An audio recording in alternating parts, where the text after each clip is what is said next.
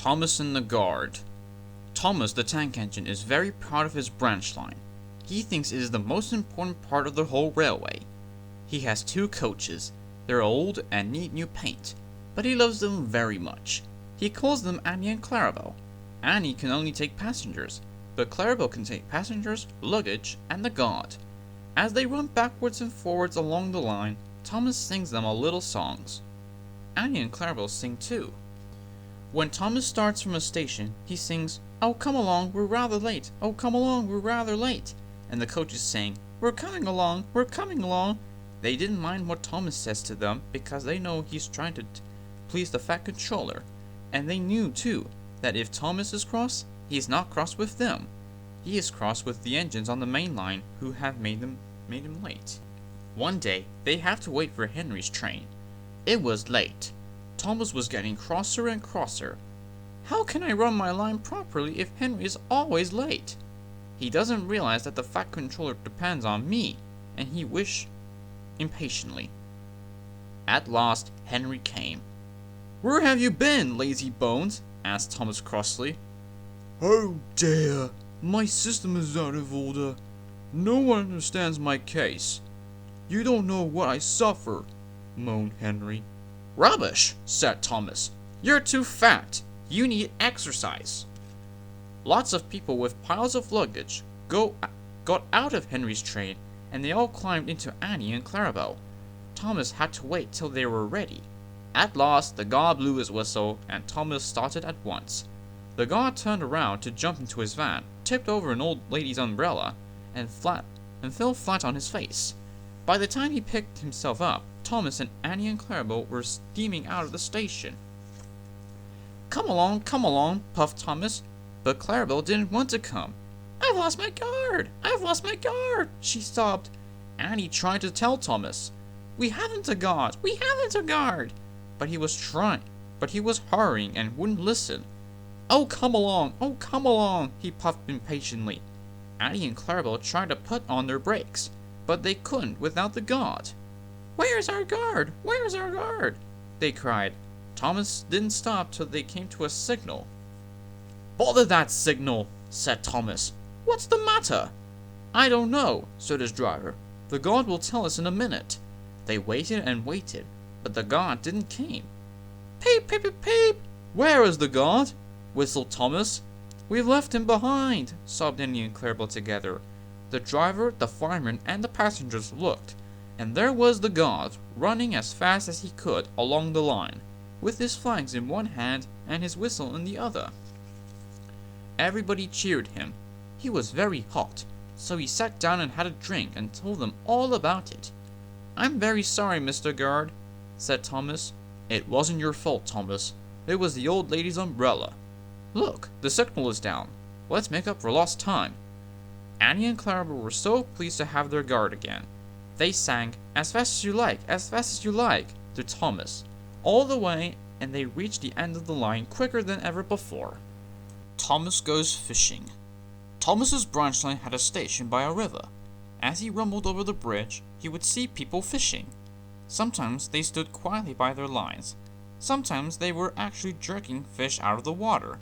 Thomas often wanted to stay and watch, but his driver said, "No! What would the fat controller say if we were late?" Thomas thought it would be lovely to stop by the river. "I should like to go fishing," he said to himself longingly.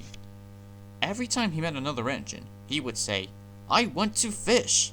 They all answered, "Engines don't go fishing." "Silly stick in the muds." He would snort immediately. Thomas generally had to take in water at the station by the river. One day, he stopped as usual, and his fireman put the pipe from the water tower in his tank. Then he turned the tap, but it was out of order and no water came. "Bother," said Thomas. "I'm thirsty." "Never mind," said his driver. "We'll get some water from the river." They found a bucket and some rope and went to the bridge. Then the driver let the bucket down to the water.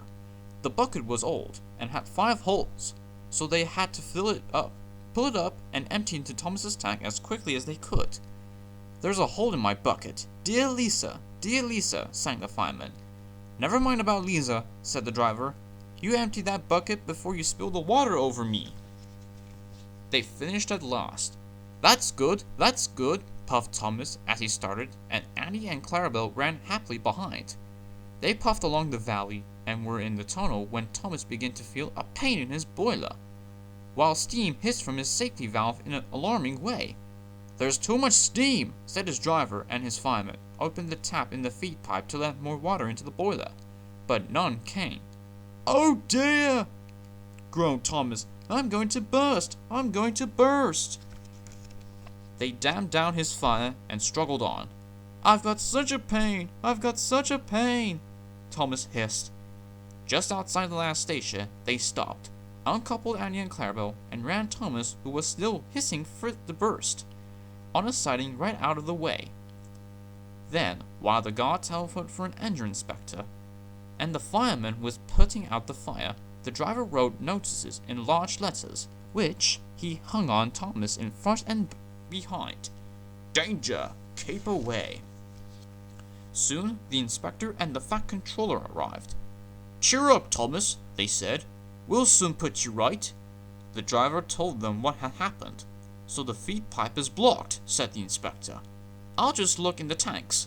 He climbed up and peered in. Then he came down. Excuse me, sir, he said to the fat controller. Please look in the tank and tell me what you see. Certainly, Inspector. He clambered up, looked in, and nearly fell off in surprise. Inspector? He whispered. Can you see fish? Gracious goodness me, said the fat controller. How did the fish get there, driver? Thomas's driver scratched his head. We must have fished them from the river, and he told them about the bucket. The fat controller laughed. Well, Thomas, so you and your driver have been fishing, but fish don't suit you, and we must get them out. So the driver and the fireman fetched rods and nets, and they all took turns at fishing in Thomas's tank, while the fat controller told them how to do it. When they had caught all the fish, the station master gave them some potatoes. The driver borrowed a frying pan, while the fireman made a fire inside the line and did the cooking. Then they all had a lovely picnic supper of fish and chips. That was good, said the fat controller as he finished his share. But fish don't suit you, Thomas, so you mustn't do it again. No, sir, I won't, said Thomas sadly. Engines don't go fishing. It's too uncomfortable. Thomas, Terence, and the snow. Autumn was changing the leaves from green to brown. The fields were changing too, from yellow stubble to brown earth. As Thomas puffed along, he heard the chug-chug-chug of a tractor at work. One day, stopping for a signal, he saw the tractor close by. Hello, said the tractor. I'm Terence. I'm plowing. I'm Thomas. I'm pulling a train. What ugly wheels you got. They're not ugly. They're caterpillars, said Terence. I can go anywhere. I don't need rails. I don't want to go anywhere, said Thomas huffily. I like my rails, thank you. Thomas often saw Terence working, but thought he whistled. Terence never answered. Winter came, and with it dark, heavy clouds full of snow. I don't like it, said Thomas's driver. A heavy fall is coming. I hope it doesn't stop us. Puh, said Thomas, seeing the snow melt on the rails. Soft stuff, nothing to it. And he puffed on, feeling cold but confident. They finished their journey safely, but the country was covered, and the rails were two dark lines, standing out in the white snow. You'll need your snowplow for the next journey, Thomas, said his driver. Pah! Snow is silly stuff. It won't stop me. Listen to me, said his driver, reply. We're going to fix your snowplow on, and I want no nonsense, please. The snowplow was heavy and uncomfortable, and made Thomas cross. He shook it and he banked it, and when they got back, it was so damaged that the driver had to take it off. You're a very naughty engine, said his driver as he shut the door that night. Next morning, both driver and fireman came early and worked hard to mend the snowplow, but they couldn't make it fit properly. It was It was time for the first train. Thomas was pleased. I shouldn't have to wear it. I shouldn't have to wear it, he puffed to Annie and Clarabelle. I hope it's all right. I hope it's all right, they whispered anxiously to each other. The driver was anxious too. It's not bad here, he said to the fireman, but it's sure to be deep in the valley. It was snowing again when Thomas started, but the rails were not covered. Silly soft stuff, he puffed. I didn't need that stupid old thing yesterday. I shouldn't today. Snow can't stop me. And he rushed into the tunnel, thinking how clever he was. At the other end, he saw a heap of snow falling from the sides of the cutting. Silly old snow, said Thomas, and charged it. Cinders and ashes, said Thomas. I am stuck. And he was. Back, Thomas, back, said his driver. Thomas tried, but his wheel spun, and he couldn't move. More snow fell and piled around him. The guard went back for help, while the driver, firemen, and passengers tried to dig the snow away. But as fast as they dug, more snow slid down till Thomas was nearly buried. Oh, my wheels and coupling rods, said Thomas sadly. I shall have to stop here till I'm frozen. What a silly engine I am! And Thomas began to cry. At last, a tooting in the distance told them as a bus had come for the passengers. Then Terence tugged through the tunnel. He pulled the empty coaches away and came back for Thomas. Thomas's wheels were clear, but still spun helplessly when he tried to move. Terence tugged and slipped and tugged, and at last dragged Thomas into the tunnel. Thank you, Terence. Your caterpillars are splendid, said Thomas gratefully. I hope you'll be sensible now, Thomas, and his driver severely. I'll try, said Thomas as he puffed home. Thomas and Bertie. One day, Thomas was waiting at the junction when a bus came into the yard. Hello, said Thomas. Who are you? I'm Bertie. Who are you? I'm Thomas. I run this line. So you're Thomas. Ah, I remember now. You stuck in the snow. I took your passengers, and Terence pulled you out. I came to help you with your passengers today. Help me, said Thomas crossly. Going bluer than ever and letting off steam? I can go faster than you. You can't. I can. I'll race you, said Bertie. Their drivers agreed. The station master said, Are you ready? Go! And they were off. Thomas never could go fast at first, and Bertie drew in front. Thomas was running well, but he did not hurry. Why don't you go fast? Why don't you go fast?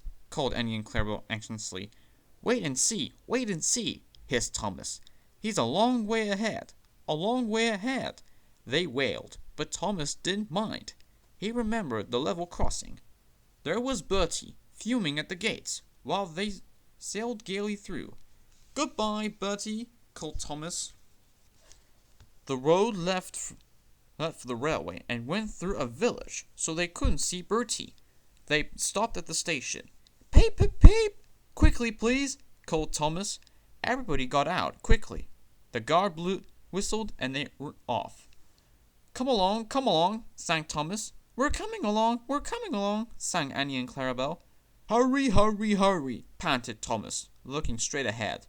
Then he whistled shrilly in horror, for Bertie was crossing the bridge over the railway, tooting triumphantly on his horn.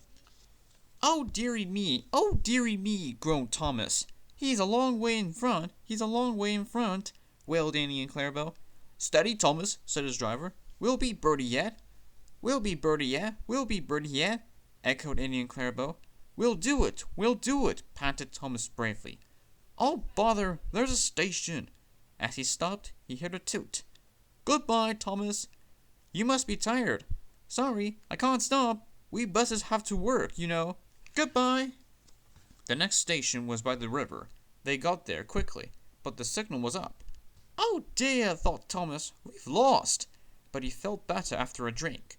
Then James rattled through with a goods train, and the signal dropped, showing the line was clear. Hurrah, we're off, puffed Thomas gaily. As they rumbled over the bridge, they heard an impatient toot-toot, and there was Bertie waiting at the red light, while cars and lorries crossed the narrow bridge in the opposite direction. Road and railway ran up the valley side by side, a steam tumbling between. Thomas had not crossed the bridge when Bertie started with a roar, and soon shot ahead. Excited passengers in train and bus cheered and shouted across the valley. Now Thomas reached his full speed, and foot by foot, yard by yard, he gained, till they were running level. Bertie tried hard, but Thomas was too fast. Slowly but surely he drew ahead. Still whistling triumphantly, he plugged into the tunnel, leaving Bertie toiling far behind. "I've done it! I've done it!" panted Thomas in the tunnel. "We've done it, hooray! We've done it, hooray!" chanted Annie and Clarabel, and whistling proudly they whooshed out of the tunnel into the last station. The passengers gave Thomas 3 cheers, and told the station master and the porters all about the race. When Bertie came in, they gave him 3 cheers too. "Well done, Thomas," said Bertie. "That was fun. But to beat you over that hill, I should have to grow wings and be an aeroplane." Thomas and Bertie now keep each other very busy. Bertie finds people in the villages who want to go by train and takes them to Thomas, while Thomas brings people to the station for Bertie to take home. They often talk about their race, but Bertie's passengers don't like being bounced like a peas in a frying pan, and the Fat Controller has warned Thomas about what happens to engines who race at dangerous speeds. So although they would like to have another race, I don't think they'll ever will.